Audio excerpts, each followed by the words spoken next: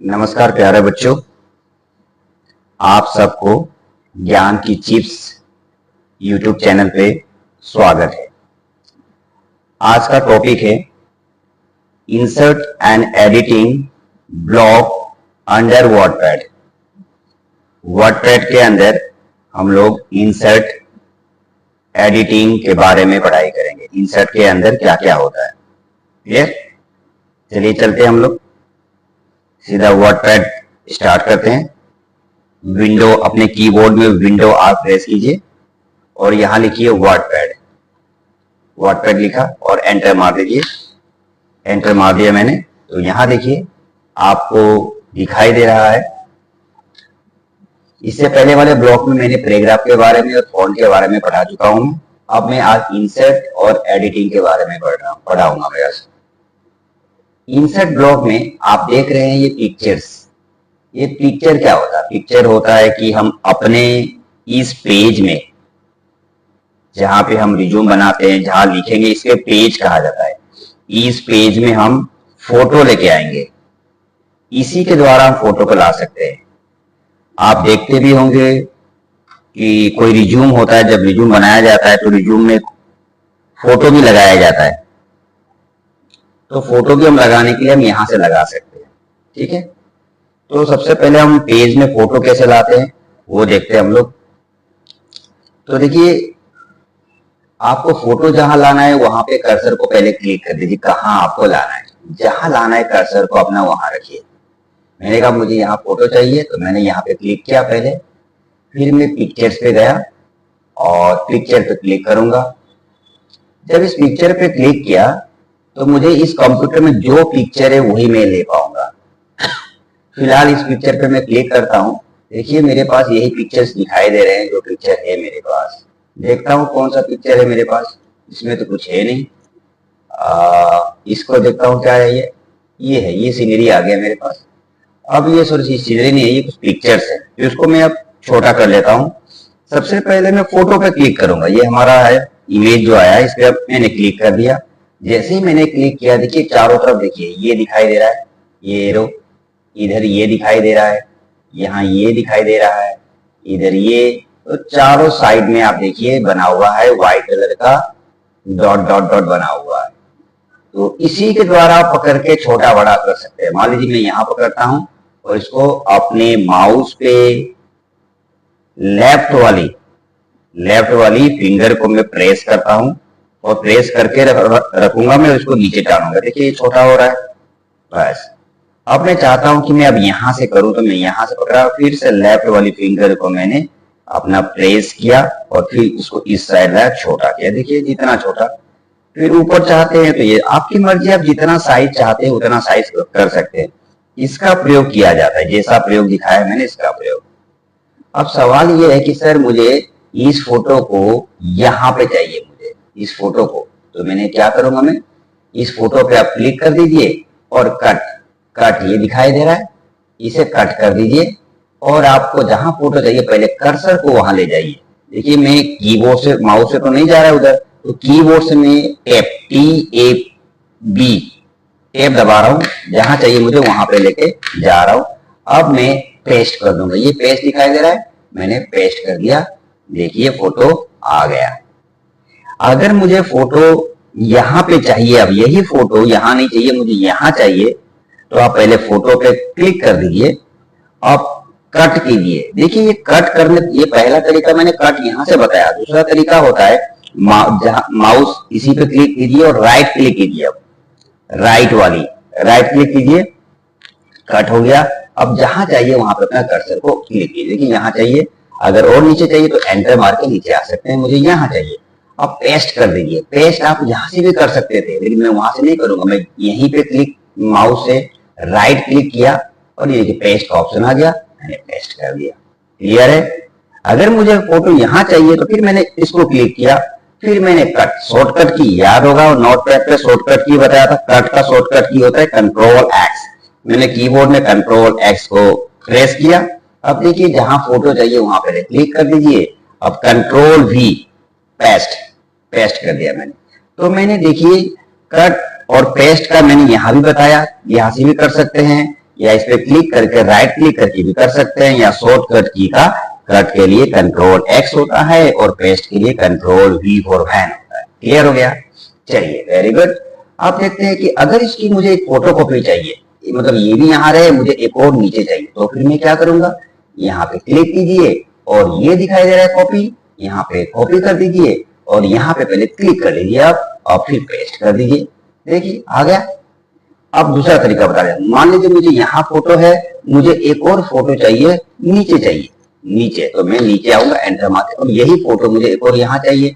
देखिए तो मैं इसको क्लिक किया, अब कट यहाँ से भी कर, सॉरी कॉपी यहाँ से भी कर सकता हूँ। मेरे दूसरा तरीका है, इसी पे आप राइट क्लिक कीजिए और कॉपी कीजिए और जहां आपको लगाना है वहां पे जाके पेस्ट कर दीजिए। देखिए पेस्ट हो गया है। क्लियर? तो इस तरह से मैंने 3 फोटो को देखिए लगा दिया मैंने। अब अगर मुझे दूसरा तरीका एक और है, मैं करता हूं, पहले फोटो मुझे मान लीजिए मुझे फोटो एक यहाँ चाहिए, तो मैंने इसको क्लिक किया। अब ना तो मैंने इसका कॉपी किया, ना तो मैंने राइट क्लिक ये कॉपी किया, मैं शॉर्टकट मारूंगा, कंट्रोल सी से कॉपी हो गया। अब जहां चाहिए पहले वहां क्लिक कर दीजिए और paste, control we for paste. देखिए वो भी आ गया। तो 3 तरीके से मैंने आपको बता दिया है। तो इस तरह से मैंने 4 फोटो लगा दिया आपको, कट कॉपी फोटो। अगर आपको डिलीट करना है तो आप इस पे क्लिक कीजिए और कीबोर्ड पे डिलीट बटन दिखाई दे रहा है, आप इससे डिलीट कर दीजिए, फिर इस पे क्लिक कीजिए, फिर कीबोर्ड पे डिलीट बटन दबा दीजिए। देखिए 2 फोटो मैंने डिलीट कर दिया। अब मैं थोड़ा ऊपर जा रहा हूं, इसको भी डिलीट करता हूं, क्लिक किया मैंने, डिलीट कर दिया। Very good. समझ में आया आपको? तो इस फोटो को हम छोटा बड़ा कर भी सकते हैं, कट कॉपी पेस्ट भी करना मैंने सिखा दिया। अब चलिए सर इस फोटो को चेंज कर दीजिए, ये फोटो मुझे अच्छा नहीं लग रहा है, इस फोटो को चेंज कर दीजिए। तो कैसे चेंज करेंगे, देखिए यहाँ पे आप क्लिक कीजिए और इस पिक्चर पे क्लिक कीजिए और चेंज पिक्चर्स दिखाई दे रहा है आपको, चेंज पिक्चर पे क्लिक कीजिए। अब देखिए हम फोटो लेंगे चेंज करने के लिए, कहीं और से फोटो मांग रहा है। अभी क्लिक किया मैंने, काम नहीं कर रहा है ये, वेट करते हैं। देखिए दोबारा क्लिक, आ गया फोटो। अब मैं क्लिक किया ये और ओपन, देखिए फोटो मेरा चेंज हो गया। अगर इसको भी चेंज करना है तो इस पे क्लिक कीजिए, फिर यहाँ जाइए, फिर चेंज पिक्चर पे क्लिक कीजिए, फिर जो फोटो आपको चाहिए यहाँ से आप देख लीजिए, जो फोटो आपके कंप्यूटर में है वो आप ले सकते हैं। मान लीजिए ये चाहिए मैंने, तो ये ले लिया। इस तरह से आप फोटो चेंज कर सकते हैं। क्लियर है? देखिए नोटपैड पे एक डिमेरिट मैं आपको बताना चाहता हूँ, फोटो लगाने के बाद क्या होता है। चलिए इस फोटो को मैं डिलीट कर देता हूँ। ठीक है, ये किया और डिलीट बटन दबा दिया।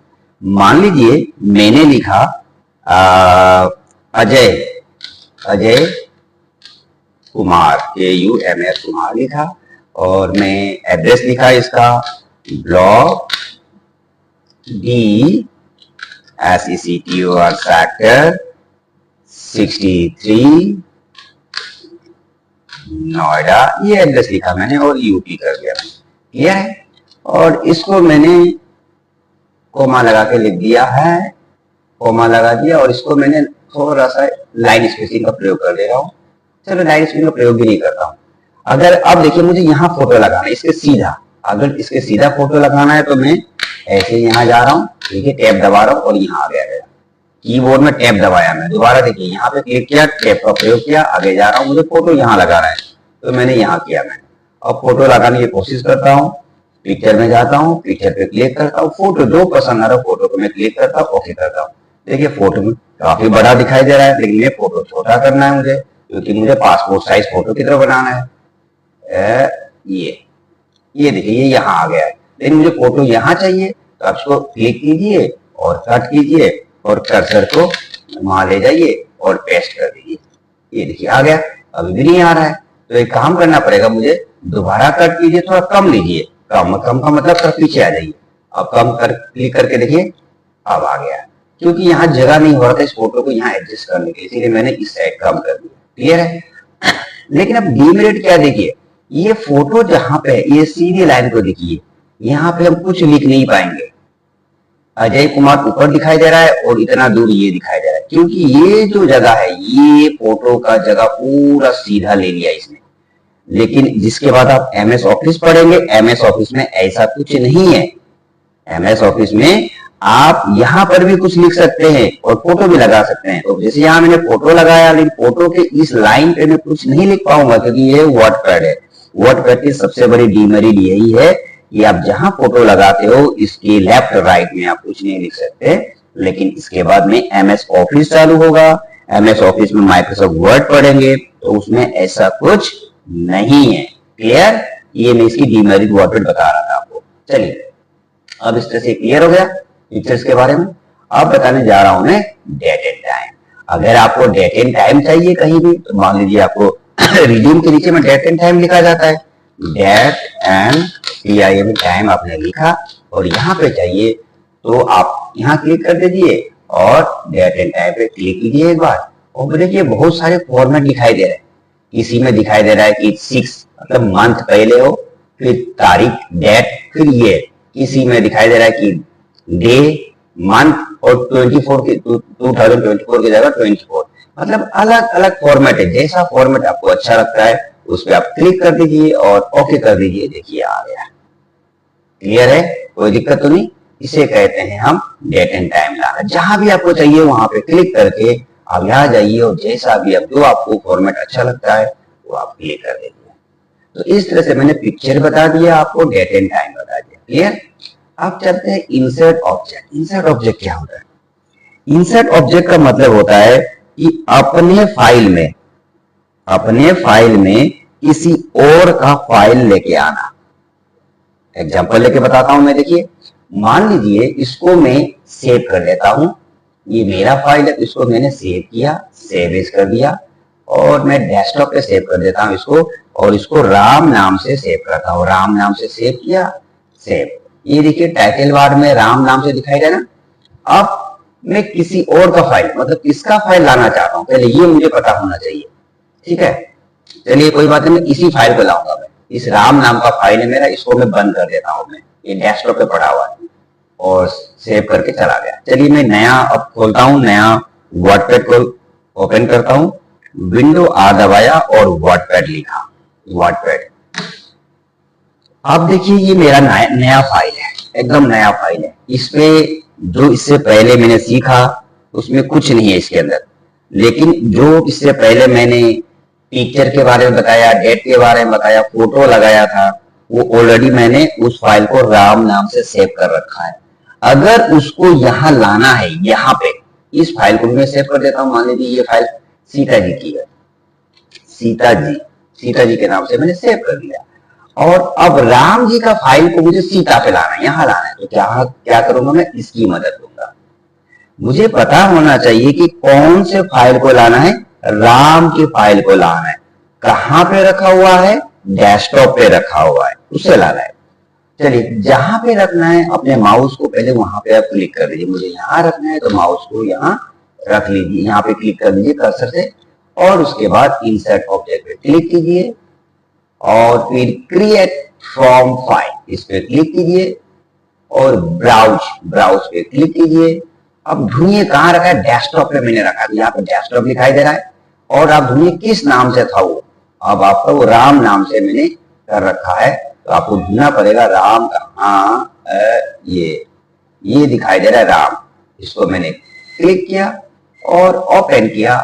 अब आ गया यहाँ पे ओके कर देखिए RTF .ram.rtf जो होता है वर्डपैड का फाइल एक्सटेंशन है।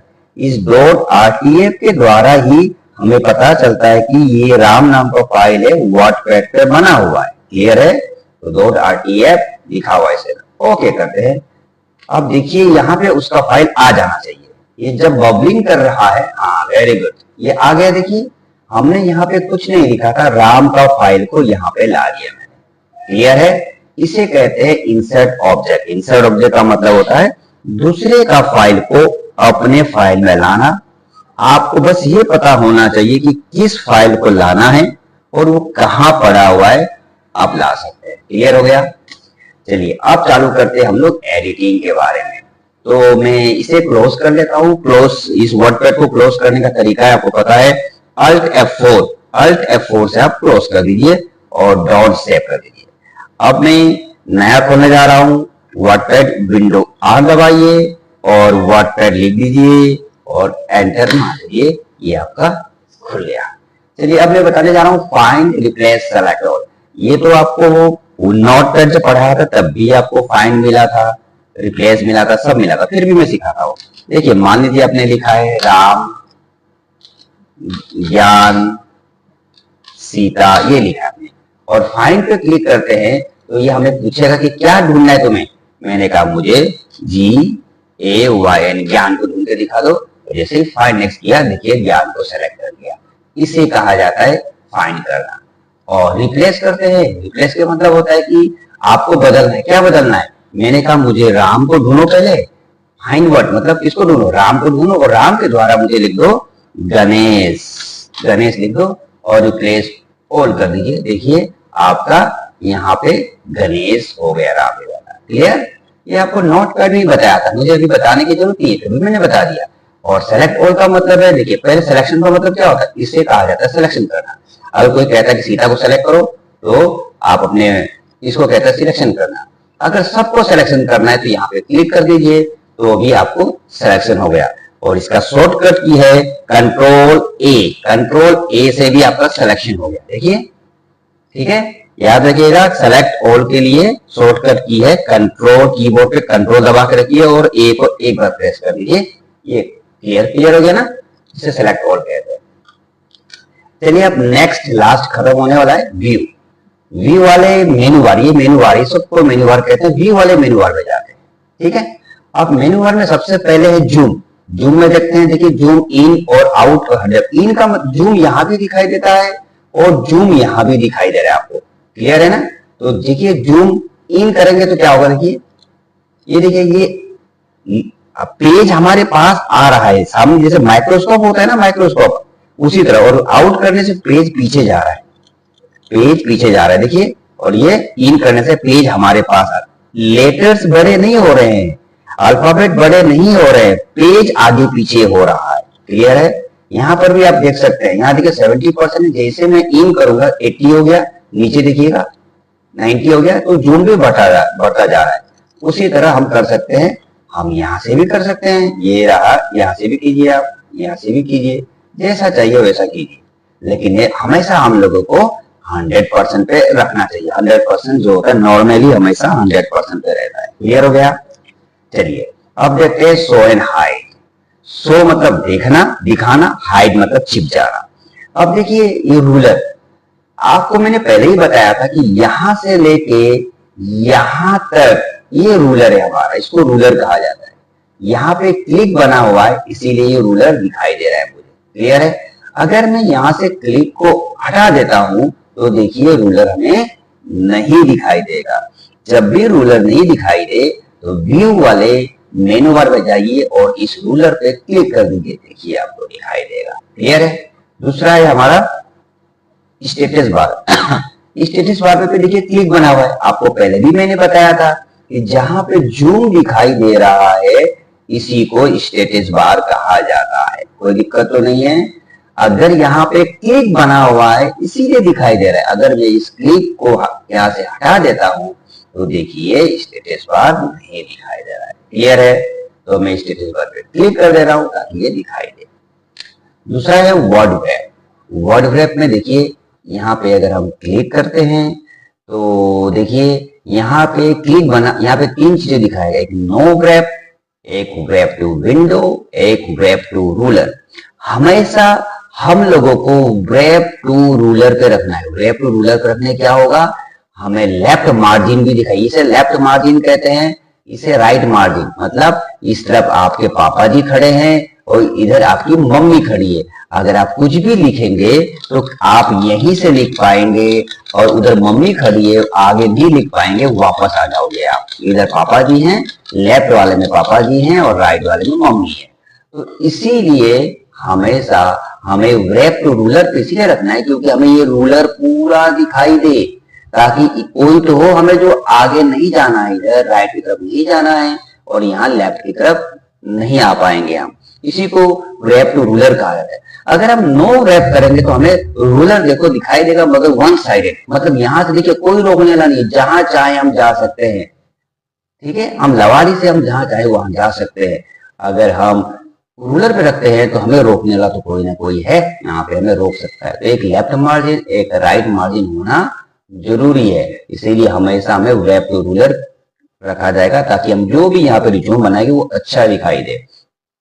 अब देखिए wrap to window, wrap to window भी सेम उसी की तरह, देखिए सेम, कोई रोकना, दोनों सेम होता है हमारा।